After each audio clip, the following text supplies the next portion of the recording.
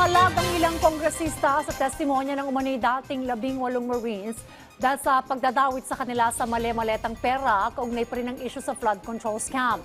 May report si Vel Custodio.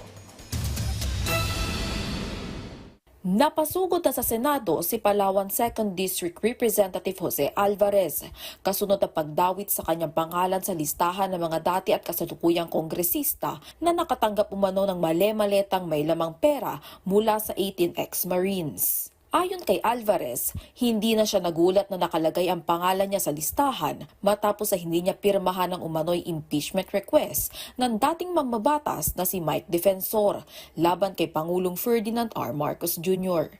Ako delikado, basta wala akong pirmahan. Nandito ako just to clear my name. Gusto ko yun. So, you're denying it? Oh, completely. Itinanggi rin niyang nakatanggap siya ng pera mula sa pugante na si former Congressman Zaldico. Isang political destabilization effort.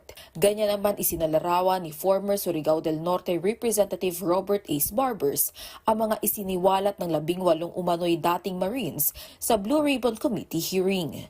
If you try to look at the list of the names, no, makikita natin dyan na lahat yan ay kung hindi miyembro ng Quad Committee, miyembro ng Senate, ng House Committee on Good Government and Public Accountability. And they are perceived to be anti-Duterte. So sa tingin ko, merong attempt no, to cover up or divert the national conversation on the issue at hand. Aniya, diversionary tactics lang ito ng mga kaalyado ni Vice President Sara Duterte. If you observe earlier, no, yung kanilang hearing sa Senado, kasama yung ICC at saka yung EJK. Hindi ba ang topic, ang agenda sa Senate Blue Ribbon Committee is flood control? Paano napunta sa ICC at saka sa EJK yun? Obviously, it's malicious. Alam mo, maliwanag ang ebidensya. Lumabas ang ebidensya, hindi naman dahil ang congressman na nagpalabas. May mga ahensya